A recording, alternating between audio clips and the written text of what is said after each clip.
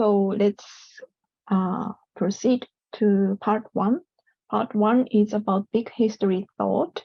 And the first presenter is, again, Professor Hirofumi Katayama from Oberlin University. And his title is Cosmic Humanism Beyond Julian Huxley's Evolutionary Humanism.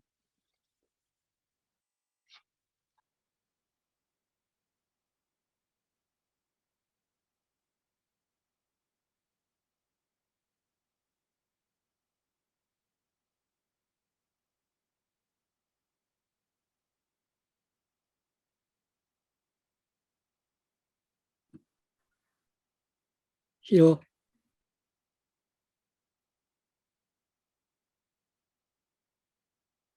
Are you okay? Sorry, I mute. Can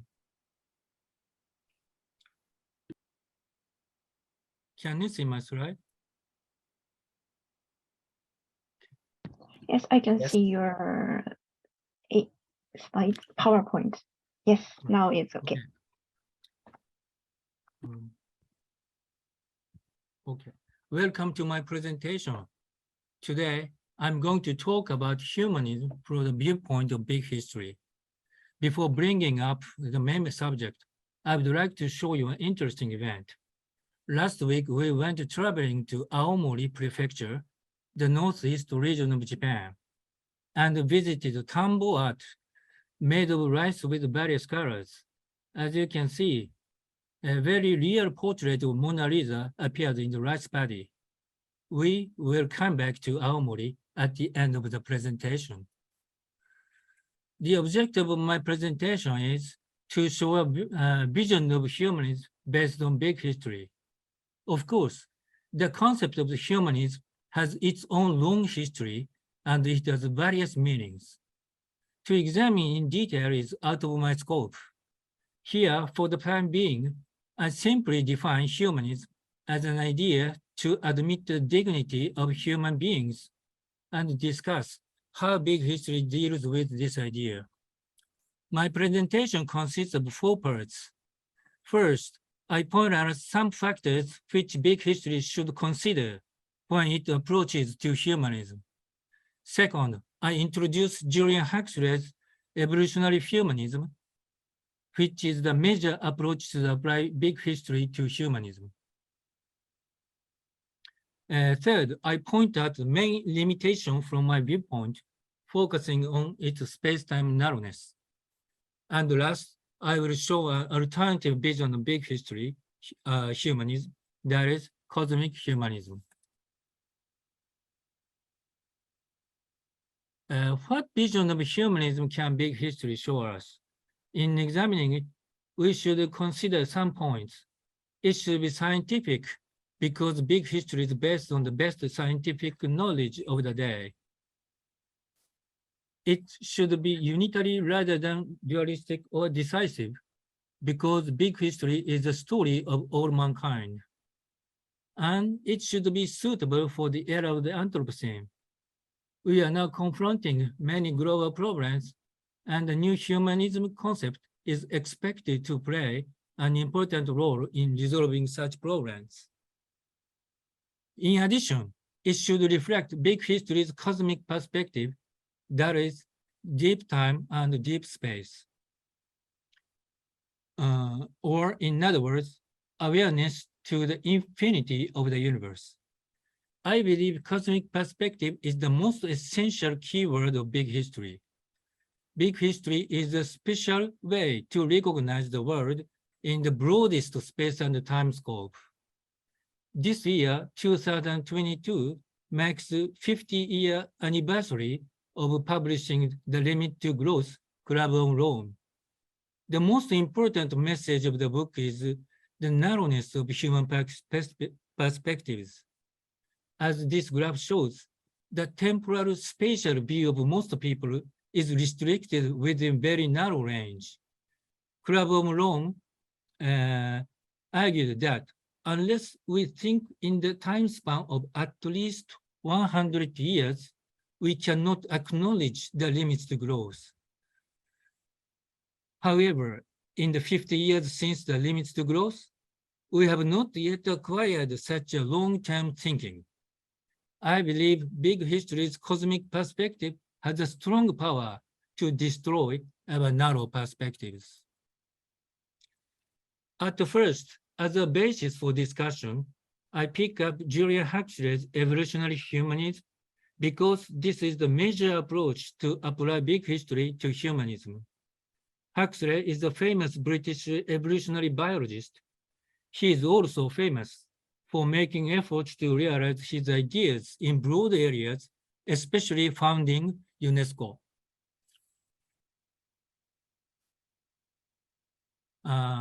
UNESCO, the United Nations Educational, Scientific, and Cultural Organization, is a specialized agency for the United Nations aimed at promoting world peace through international cooperation in education, arts, sciences, and culture. Huxley examined what philosophy is appropriate for UNESCO. He argued that any philosophy which is sectarian is contrary to UNESCO's aims because it pursues the values for humanity as a whole. UNESCO cannot lay a foundation on a particular religion, social ideology, race, nation, or ethnic groups. He argued that UNESCO's general philosophy should be a kind of humanism. Further, that humanism must be a world humanism, treating all peoples and all individuals as equals in terms of human dignity and mutual respect. And it must be evolutionary instead of a static or ideal humanism. He pointed out, recently, general theory of evolution had developed. It not only shows us man's place in nature, but allows us to demonstrate the existence of progress in the cosmos. Evolutionary biology has enabled us to progress not merely within the small domain of human life, but to the evolution as a whole. In this respect, he proposed the concept of evolutionary humanism. Huxley pointed out cosmic history has 3 stages of evolution: inorganic, biological, and psychosocial. He found a tendency of increasing complexity in the cosmic evolution, as big historians do. Human being is part of a comprehensive evolutionary process, and human is the sole heir of evolutionary progress. Human's destiny is to be the sole agent for the future evolution of this planet. He argued that evolutionary humanism can overcome dualism and divisionism. It is unitary instead of dualistic, affirming the unity of mind and body. And it is global instead of divisive, affirming the unity of all mankind. This is the very short outline of evolutionary humanism. I admit evolutionary humanism is the best achievement of applying big history to humanism in the era of Cold War. It tried to bring unity to divided and fragmented world by going back to the cosmic roots of humanity. However, it has some problems as humanism in the Anthropocene for its anthropocentrism and progressivism. Due to time constraints, I cannot discuss negative effects of anthropocentrism in details.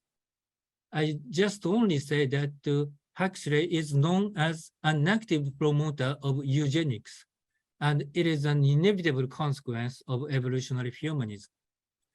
In this presentation, I shall talk about only one point, that is, the relationship between anthropocentrism of evolutionary humanism and its space-time consciousness. Huxley picks up Amold Toynbee's argument on civilization.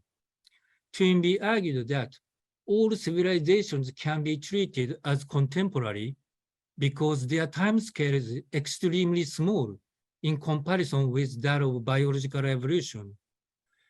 Huxley pointed out the argument is based on the idea that the biological or evolutionary time scale is true, while our customary human time scale is not true. Huxley criticized Toynbee based on some kind of accelerationism. He claimed that the time scale of stellar evolution of 10,000 times as extensive as that of the evolution of life, and this is 100,000 times as extensive as that of human civilization. That is to say, he insisted that human civilizations have more intensive time scales than biological evolution. Based on such a logic, he denied the importance of deep time.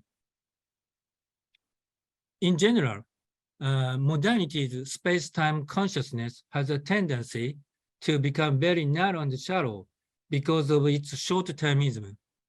An economic geographer, David Harvey, called it time-space compression in his book, The Condition of Postmodernity. And it is also the characteristic of Christianity. We can see it in the description of the Bible.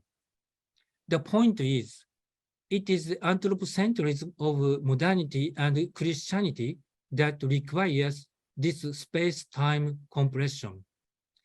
Deep space and deep time of cosmic perspective are destructive to their anthropocentrism, so they try to contract space and time to extremely narrow scale. The anthropocentrism prevents them from confronting the infinity of the universe. As a result, evolutionary humanism fails to position human beings on the right place in the universe.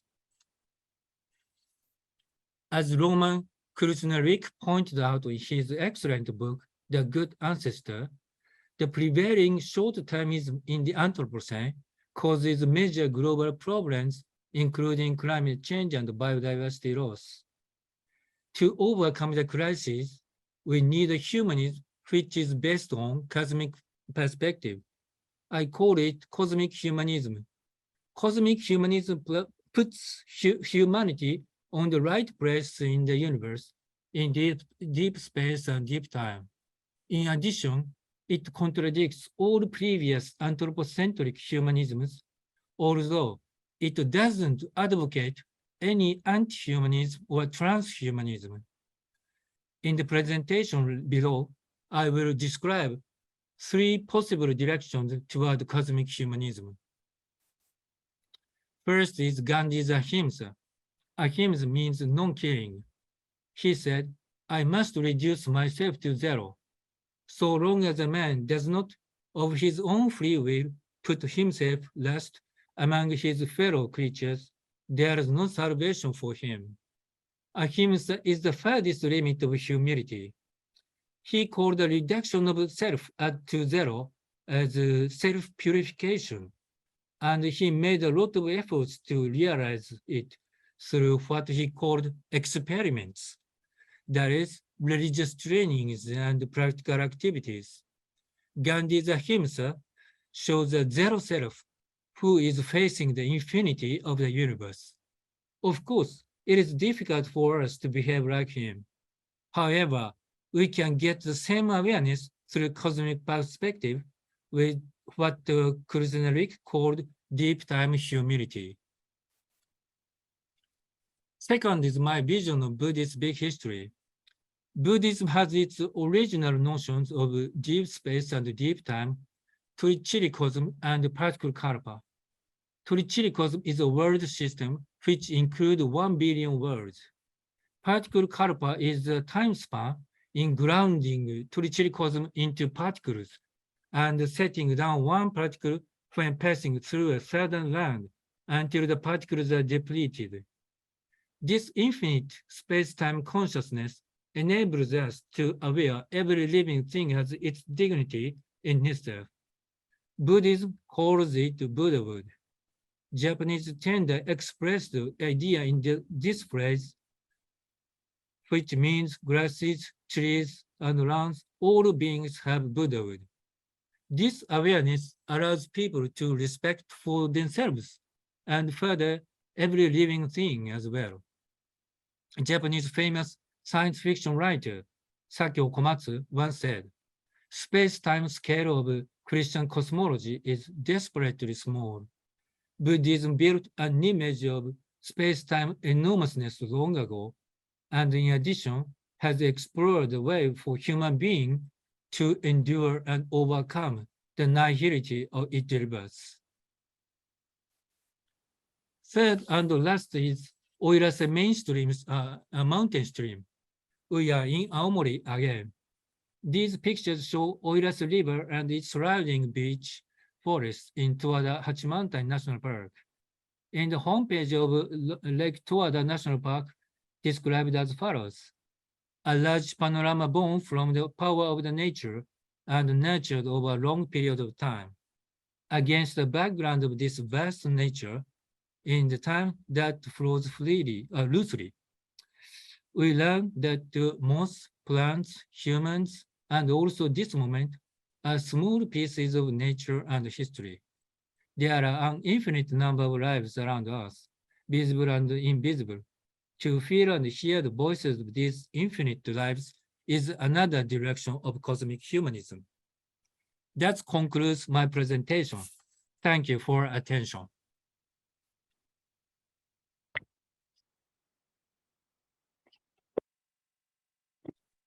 Thank you. Thank you for the nice talk. And now the second talk is by Dr. Hideki Iwaki from Soka University. And the title is Islam and Big History, Islamic Wisdom for Peace. Okay. My name is Hideki Iwaki. My major is peace studies. Minor is modern history in the Ottoman Empire. Today's title is Islam and Big History, Islamic Wisdom for Peace and Coexistence. So let's get started. Conflicts in the Middle East continue incessantly, while stereotypes of Islam as a terrorist and violent religion persist in various situations. Therefore, peace and coexistence in the area is the most important issue. However, in big history, neither religious point of view nor Islam has been analyzed much. Only a few attempts have been made so far to study the relationship between Islam and big history, and big history should be researched from an Islam perspective. In this report, we would like to relate Islamic history, reconstruct history from perspective of Islam, and analyze the way toward peace and coexistence.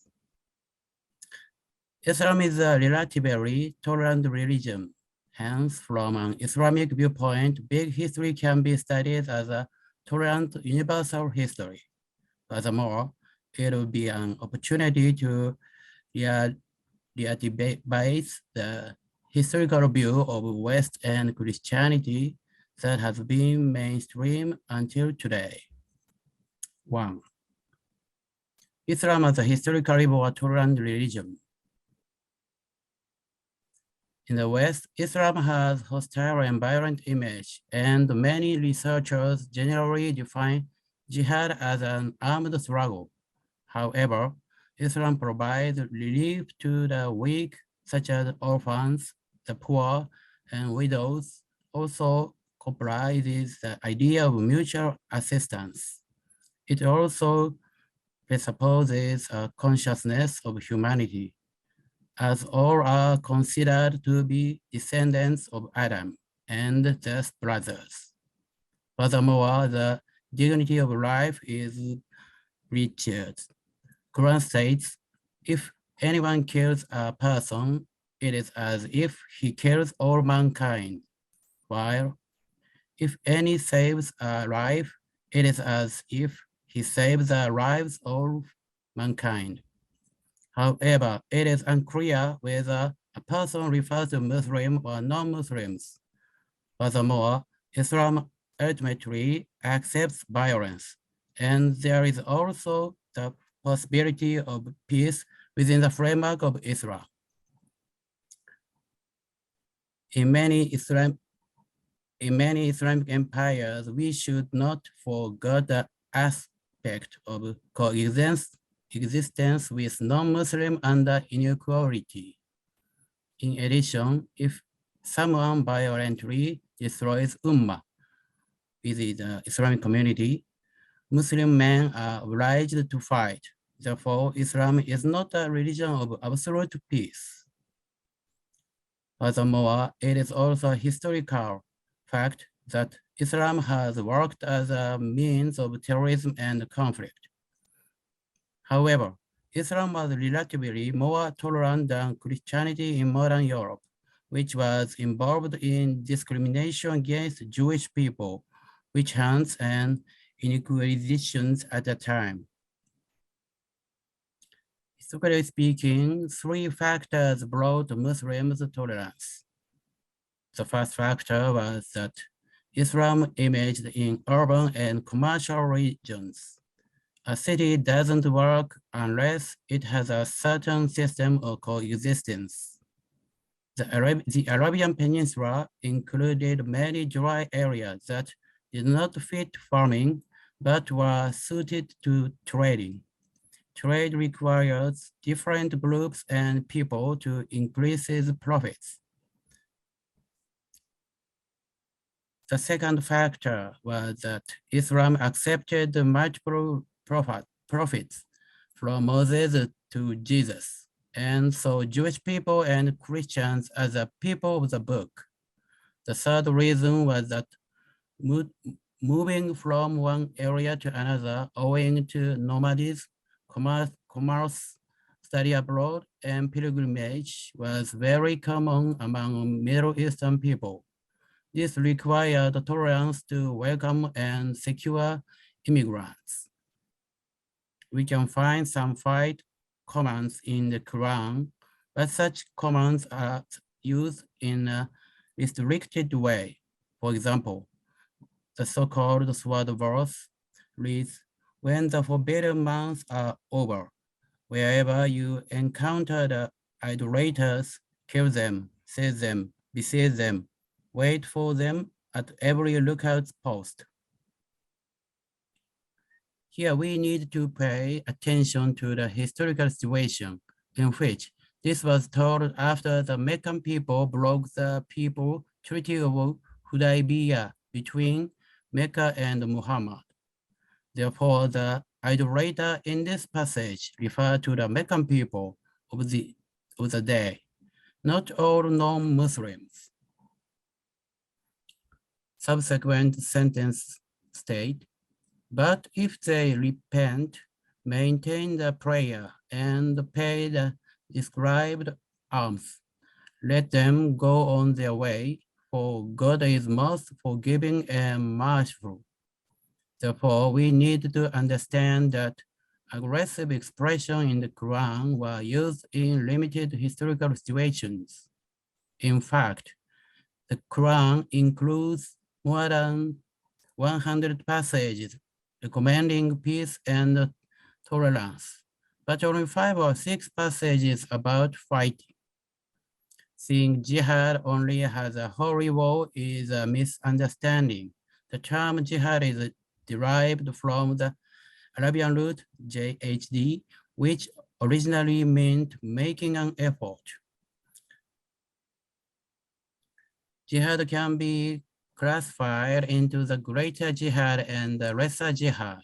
The greater jihad is an internal fight against the self, while the lesser jihad is a fight with others, including the teaching Islam. What matters is that both types of jihad can be done by various means: heart, tongue, words, knowledge, hands, and swords. Therefore, representing jihad as only a holy war or violence is a prejudice, trivialization. Jihad also means peaceful and spiritual transformation.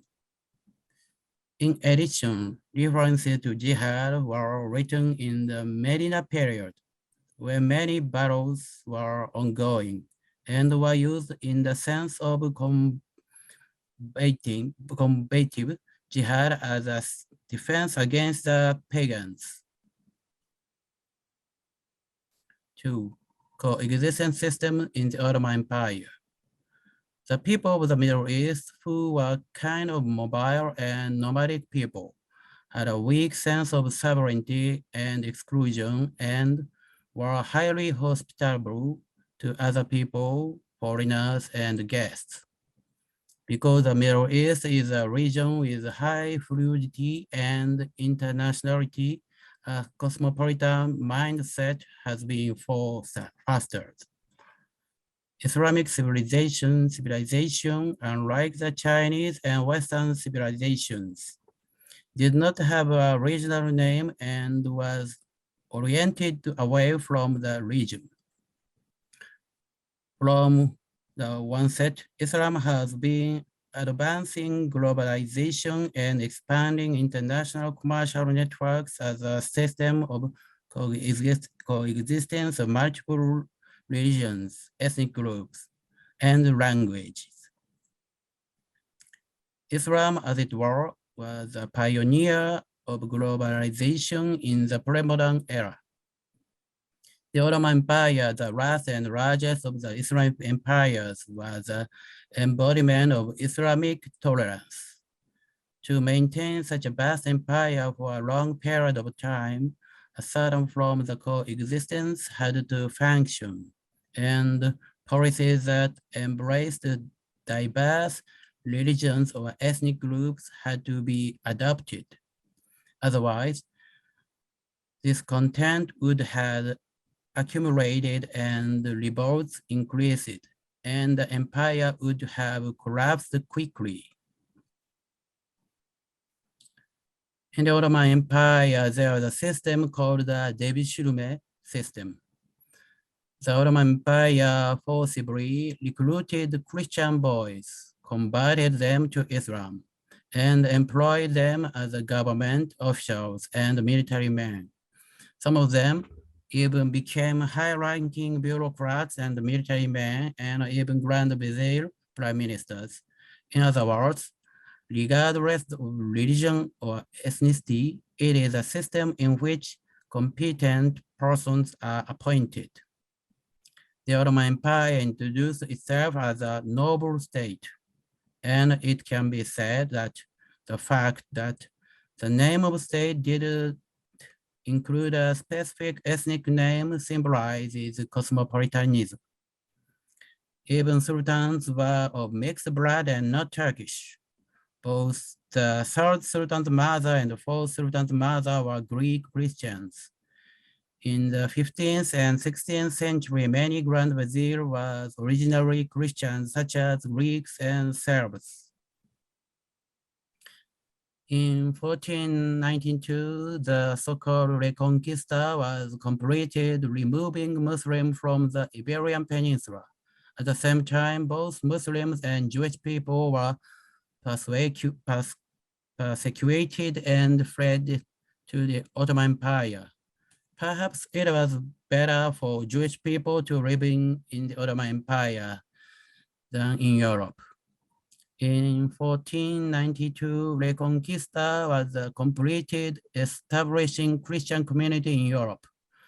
The year 1492 was also when Columbus reached the Americas.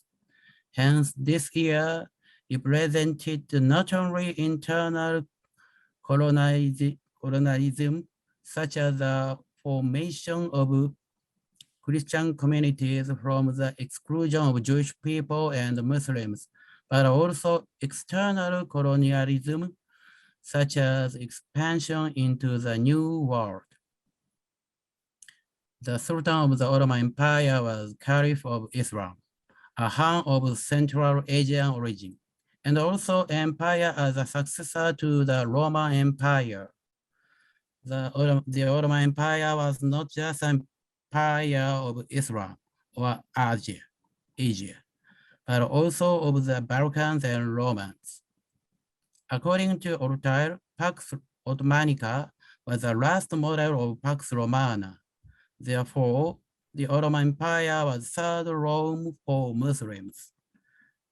The reign of Suleiman I in the 16th century wielded the largest territory in history and became the late Mediterranean Empire as well as the world empire.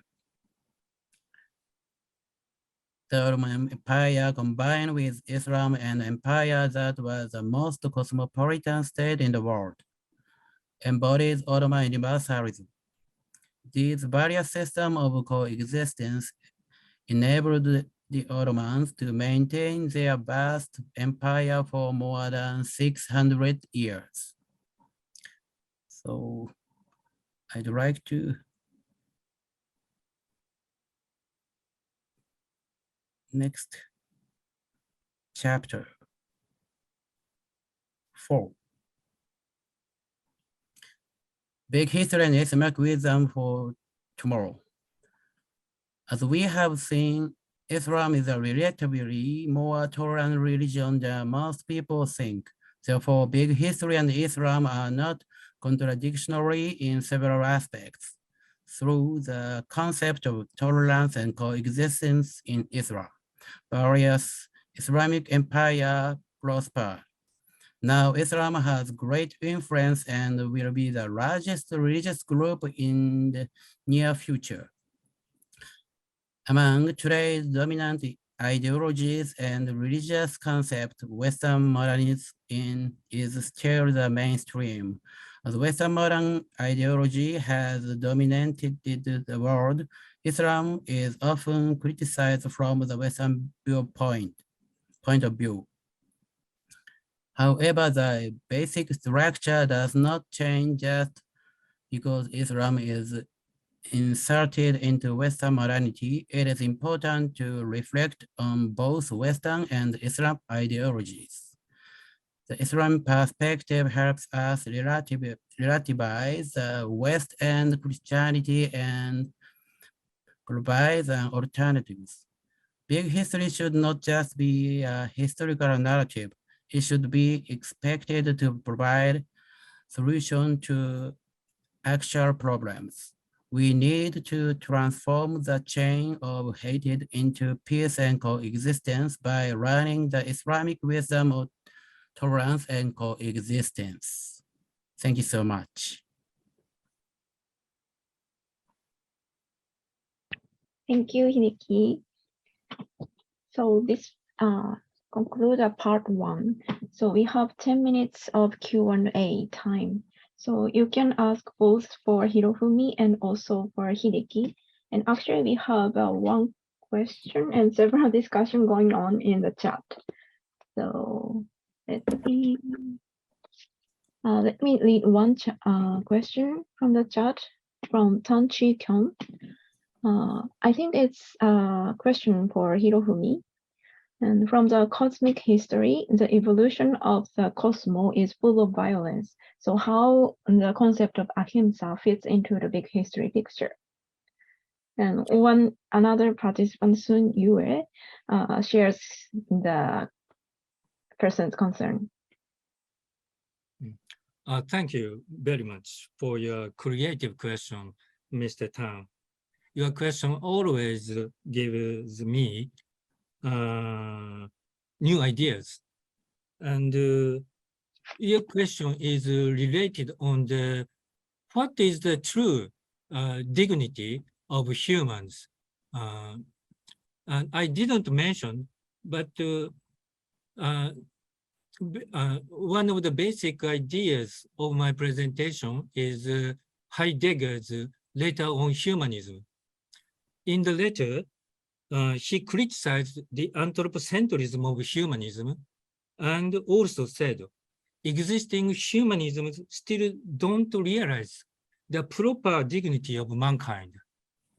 And he expressed the alternative direction of humanity in the phrase, man is not the tyrant of being, but man is a shepherd of being. And in other place, I like better this phrase, man is the neighbor of being. And this shows cosmic humanism seeks such a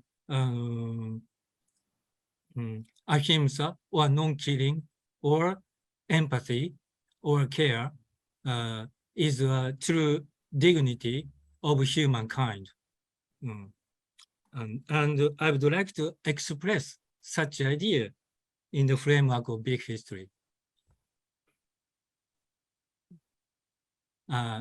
Did I answer your questions?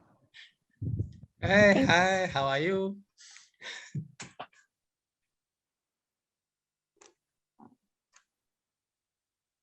Is it Tansi? You can speak Yes. out if you have any answer. Can you hear me? You all right? Yes. Yeah, okay. I'm from Malaysia. Thank you. Can you proceed? Yeah.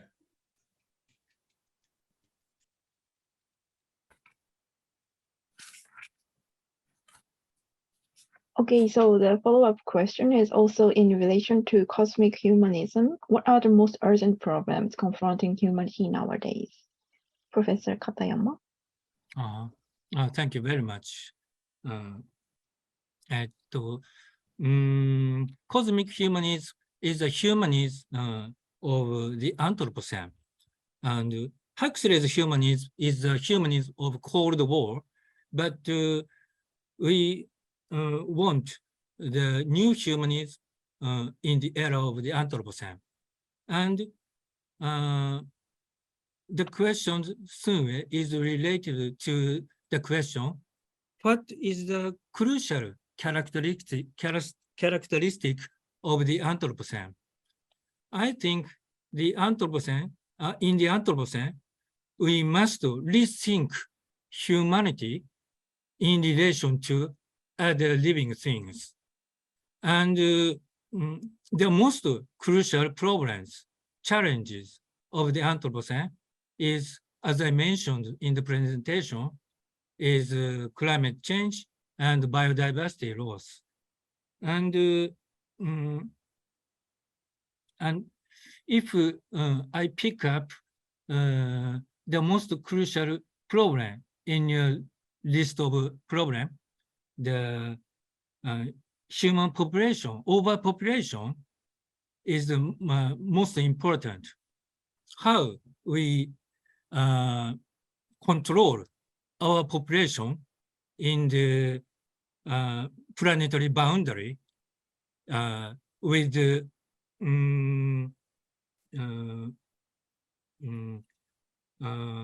keeping our humanism or human rights is the most big problem of the day. Thank you. And let's move on to the question for Iwaki-san. So there's one question from Tanji-kyun. Has the decentralization approach adopted by the Islamic civilization to preserve coexistence contributed to the failure to unite the Islamic world today for a greater cause of humanity? Yes. I don't know the detail of the issue, so Islam will become the largest religious group in the world in the future. We understand Islam and it's necessary to coexistence. And it is also important to learn from Islam. Yes, Islam is a religion ultimately recognize violence. That's true. And so Islam is not absolute peace, a religion of absolute peace. So, but many religions will fight when they are attacked. At present, there are clearly many prejudices against Islam as a religion of the violence and terrorism. So Islam has concept for saving poor and so on. It's weak for, yes, humanity, especially European humanity concepts. So it's a problem for Islam in the future. Sorry. Thank That's you. all. Hi. Thank you. So there are another question from Yvonne Fritz, and I think it's both of you, Hirofumi and Hideki. And is it right to point out the Christian background and ideas in Anglo-Saxon big history? But can the solution be to replace Christian ideas with Buddhist or Islamic ones? Will that really bring about the true global big history? Wouldn't it be better to go beyond these religious ideas? It is a world that we share, the secular, and in which we need to live together. Global, does global mean my own personal local identity gets spread out over the world? So is the religious are replacing Anglo-Saxon to local religion is the answer or not? If we have other way to be global. Okay. And last year, I did a presentation at the IBHA's conference at Symbiosis International University, and I did the presentation on Asian big history, and I was severely criticized by my presentation. And to tell the truth, I don't have a good answer to your question, but at the same time, I feel the limitation of mainstream big history and modernity and Christianity. So I try to seek more general big history by using other religious traditions. Of course, I propose big history, Buddhist big history is only right big history. But I want to express my idea more religion neutral way, such a deep time, a deep space. This is my trial. Thank you. Thank you. Anything to add, Hideki-san? Yes, it's important. It's important to co-mix between Islam and Christianity and Buddhist, and also religion and sciences. So big history, including religion and myths, is necessary. So Science, Religion, and Deep Time is a great book that is timely. Universal history combining the beliefs of religious people and the intelligence of researchers, scholars is expected in the future. Yeah, thank you. Thank you so much. I think we are almost out of time, but if you have any, maybe we can accept one more question if you have.